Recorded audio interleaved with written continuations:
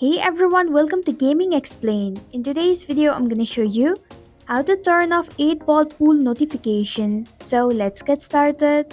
Begin by launching settings on your mobile device. Scroll down until you find apps option. Tap on it. Now select manage apps option. Scroll down until you find 8-ball pool game. Tap on it. Scroll down a little and then tap on notifications option.